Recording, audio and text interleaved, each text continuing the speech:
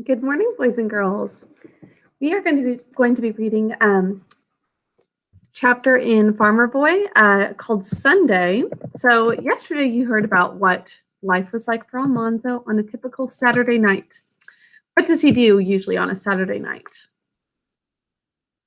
That's right, it's bath night, and he hates it.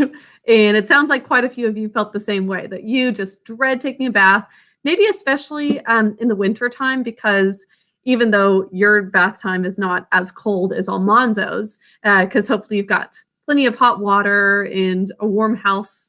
However, it still is really cold to get out of the shower or bath, and Almanzo just hated that Saturday night.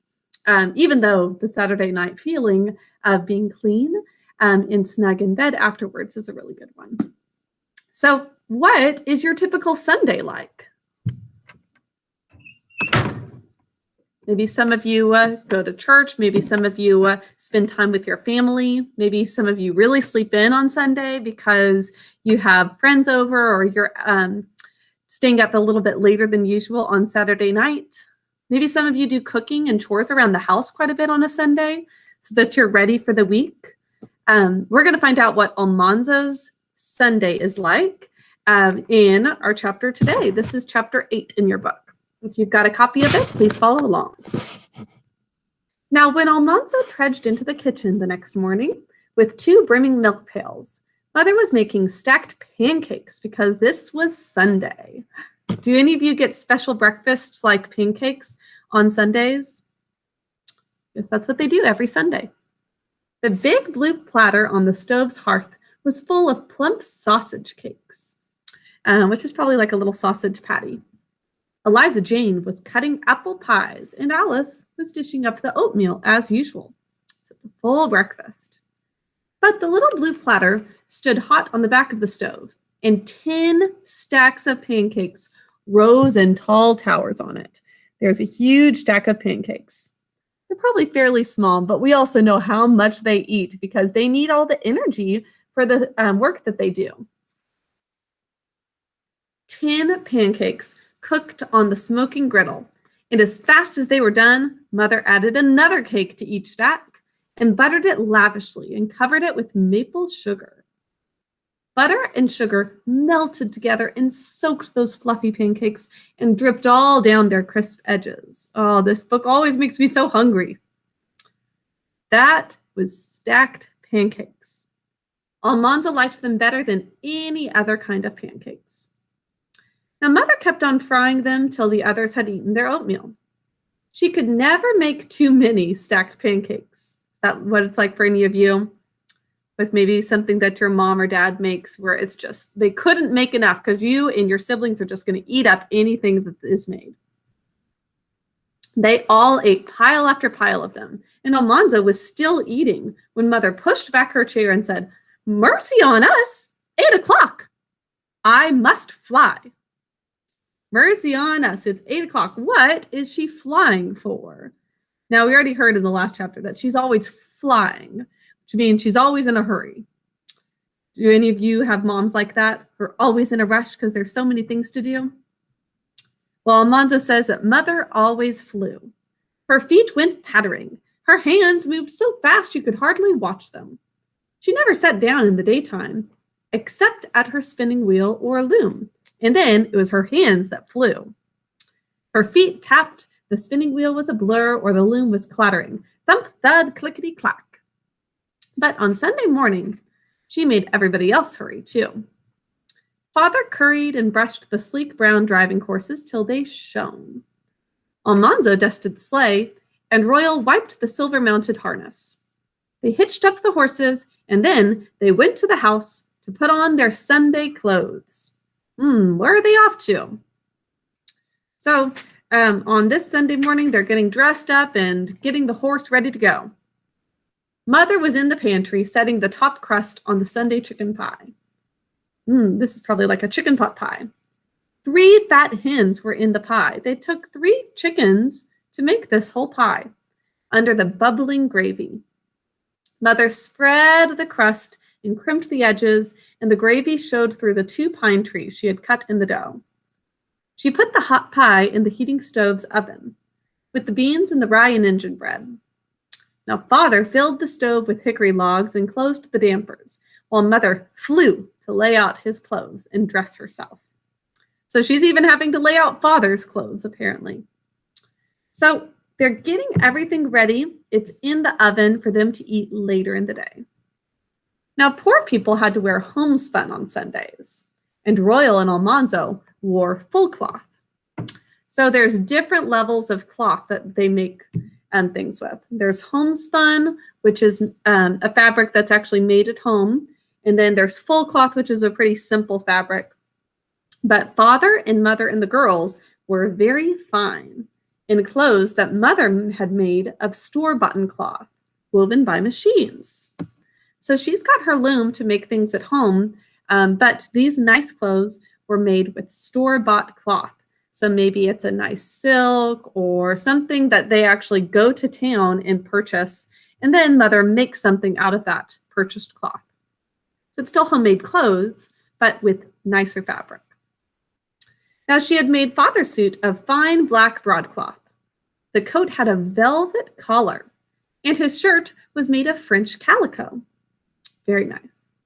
His stock was black silk, and on Sundays, he did not wear boots. He wore shoes of thin calfskin. So just like a leather loafer, not boots. Now Mother was dressed in brown merino with a white lace collar and white lace frills at her wrists under the big bell-shaped sleeves. So she's got a nice wool dress with a nice collar. She had knitted the lace of the finest thread, and it was like cobwebs. There were rows of brown velvet around her sleeves and down the front of her basque, and she had made her bonnet, which is a little cap, of the same brown velvet, with brown velvet strings tied under her chin. Almanzo was proud of Mother in her fine Sunday clothes. The girls were very fine too, but he did not feel the same about them. So he admires that his mom looks very nice, really beautiful in her nice clothes, but he is not on the same terms with his sisters. He's not going to be proud of them because they just bicker and fight. So their hoop skirts, though, were so big that Royal and Almanzo could hardly get into the sleigh. They ride on a sleigh that is driven by these horses. They had to scrooch down and let those hoops bulge over their knees. And if they even moved, Eliza Jane would cry out, "Be careful, clumsy." We know she is so bossy. She's like, "Almanzo, don't mess with my skirt." And Alice would mourn, "Oh, dear me, my ribbons are mussed." So little Alice doesn't want anything to get messed up in her outfit. But when they were all tucked under the buffalo skin robes with hot bricks at their feet, oh, wow, that sounds really nice. So they don't, have heating in a car like us. So for this sleigh, the way to keep warm is to put hot bricks around their feet. It wouldn't burn them because they've got their shoes on. Now, Father let the prancing horses go, and Almanzo forgot everything else. The sleigh went like the wind. The beautiful horses shone in the sun. Their necks were arched, and their heads were up, and their slender legs spurned the snowy road. These are nice, proper horses like Black Beauty. They seemed to be flying, their glossy long manes and tails blown back in the wind of their speed. Now Father sat straight and proud, holding the reins and letting the horses go as fast as they would.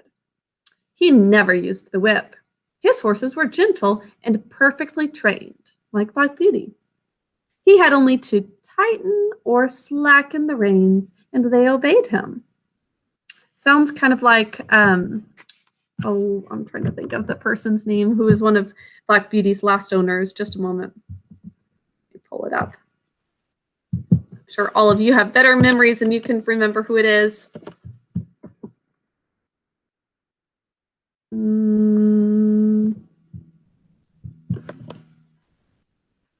Let's see, Jerry. Yep, Jerry Barker is the one I was thinking of. I hope you all were thinking of the same one.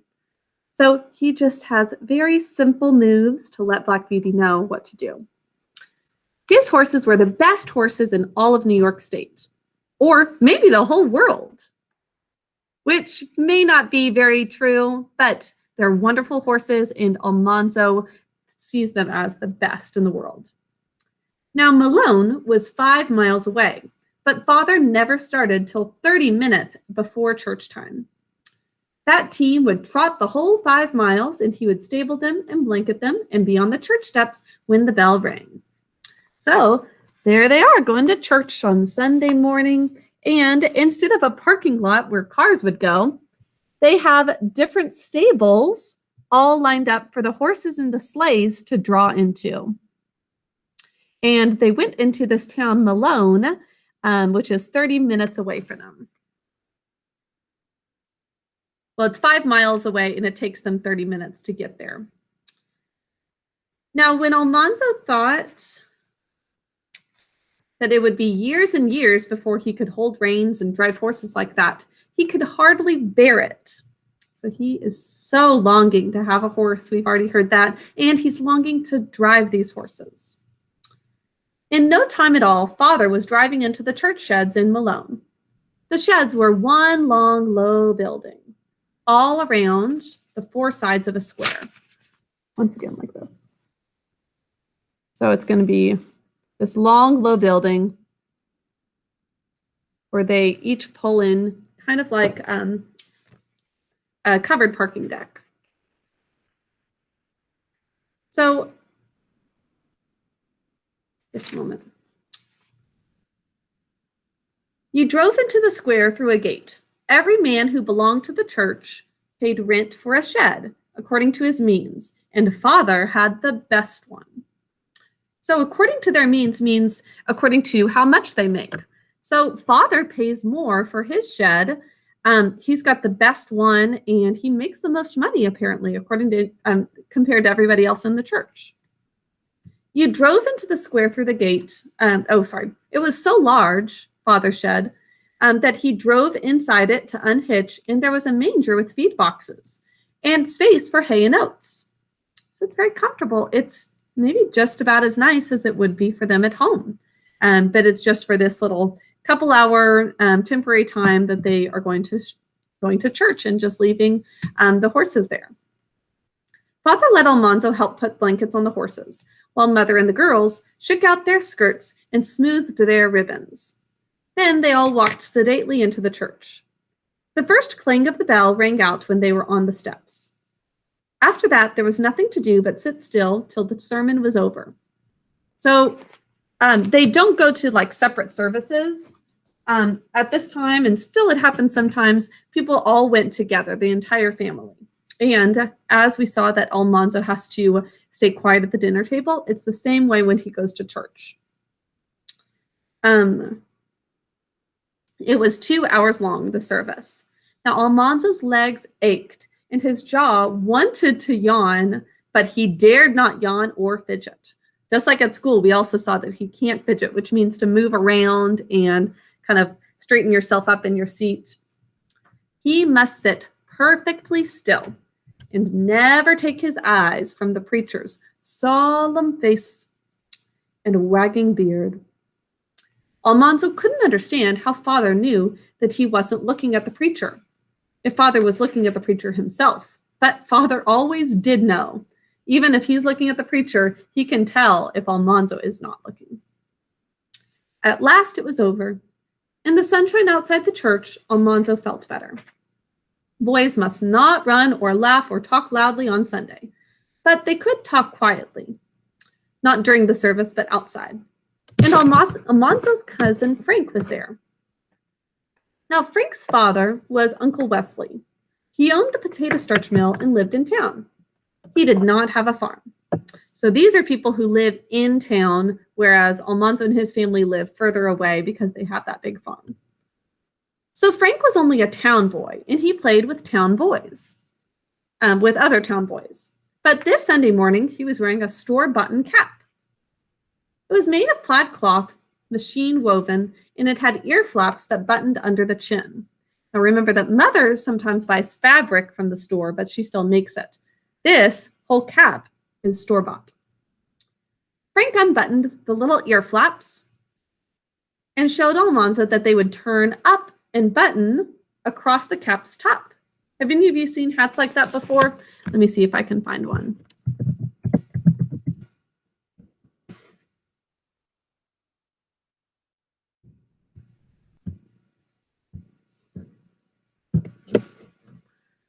Okay, so like this kind of.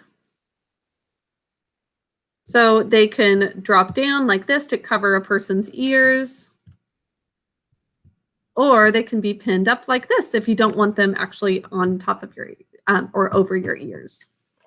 Maybe some of you even have one of those. If so, you can show the class as soon as we have class next time. So he said the cap, this is Frank, Almanzo's cousin, said the cap came from New York City. His father had bought it in Mr. Case's store. Almanzo had never seen a cap like that. He wanted one. Royal said it was just a silly cap. He said to Frank, "What's the sense of ear flaps that button over the top?" He's like, "What's the point? The whole point of ear flaps is that it keeps your ears warm. Nobody has ears on the top of his head." So Almanzo knew that Royal wanted a cap like that too. How does he know Royal wants one too? He's making fun of it because he truly wants one deep down. Sometimes we have to do that to tell ourselves, oh, I don't really want that. And then you make fun of it. It's not the best thing to do, but it's pretty common. "How much did it cost?" Almanzo asked. 50 cents, Frank said proudly. Almanzo knew he could not have one. That's not much today, but it was at the time, especially considering they had homemade things almost always. The caps that Mother made were snug and warm, and it would be a foolish waste of money to buy a cap. 50 cents was a lot of money. "You just ought to see our horses," he said to Frank. "See our horses." "Ha, they're not your horses," Frank said. "They're your father's horses. You haven't got a horse nor even a colt." "Well, I'm going to have a colt," said Almanzo. "When?" Frank asked. Just then, Eliza Jane called over her shoulder, "Come, Almanzo, Father's hitching up." He hurried away after Eliza Jane, but Frank called after him, low, "You are not either going to have a colt." Frank seems like he's got an attitude. He wants to just prove how much better he is and then push Almanzo down, saying, "Those aren't even your horses, and you're never going to have a colt." Now, Almanzo got soberly into the sleigh. He wondered if he would ever be big enough to have anything he wanted. When he was younger, Father sometimes let him hold the ends of the reins while Father drove, but he was not a baby now. He wanted to drive the horses himself. Father allowed him to brush and currycomb and rub down the gentle old war horses and to drive them on the harrow. But he could not even go into the stalls with the spirited driving horses or the colts. He hardly dared stroke their soft noses through the bars and scratch a little on their foreheads under the forelocks. Father said, "You boys keep away from those colts. In 5 minutes, you can teach them tricks. It will take me months to gentle out of them." You know, we've heard from Black Beauty that that's very true. So it's fair that Father thinks, stay away from them because you could teach them things that are going to ruin them like Ginger was ruined. However, poor Almanzo, he really wants to try his best, and he's going to treat these horses well if he's taught. So hopefully, as he gets older, his father gives him more opportunities like he did with the calves during his birthday, remember. He felt a little better when he sat down on the Good Sunday dinner. Mother sliced the hot rye and engine bread on the breadboard by her plate. Father's spoon cut deep into the chicken pie. He scooped out big pieces of thick crust and turned up their fluffy yellow undersides on the plate. He poured gravy over them. He dipped up big pieces of tender chicken, dark meat, and white meat sliding from the bones. He added a mound of baked beans and topped it with a quivering slice of fat pork. So much food in this chapter, in every chapter of this book. At the edge of the plate, he piled dark red beet pickles, and he handed the plate to Almanzo. Silently, Almanzo ate it all. Then he ate a piece of pumpkin pie, and he felt very full inside. But he ate a piece of apple pie with cheese, even though he felt full. After dinner, Eliza Jane and Alice did the dishes, But father and mother and Royal and Almanzo did nothing at all. The whole afternoon, they sat in the drowsy, warm dining room. Mother read the Bible, and Eliza Jane read a book, and father's head nodded till he woke with a jerk. And then it began to nod again. So he's taking a little Sunday nap. Probably a lot of you do this too, or your parents do. Royal fingered the wooden chain that he could not whittle, and Alice looked for a long time out of the window. So they are told, oh, here we go, actually. But Almanzo just sat there. He had to. He was not allowed to do anything else, for Sunday was not a day for working or playing. It was a day for going to church and for sitting still. Almanzo was glad when it was time to do the chores, because it was something to do. So in those times, and some people still would say this today, their focus was on just going to church, and they wouldn't even, make their meal. They made the meal the day before. So because they thought that was the best way to make sure that they were truly just resting and focusing on their religion, on worship. So that was the family's focus, was that they were going to focus on God completely, not do anything that would distract them, like play, or to do any type of work that might keep themselves busy. So that's a good strategy, even though now people have generally more of a balance where kids can still play somewhat, even though they do have to make some sacrifices. So we are going to hear in the next chapter about Almanzo breaking the calves. Do you remember in reading Black Beauty that breaking a horse meant training it, like having it used to having a saddle on, getting it used to wearing all the normal things like a bit and bridle. So we're going to hear about what that's like for the calves in the next chapter. So a few questions before we go.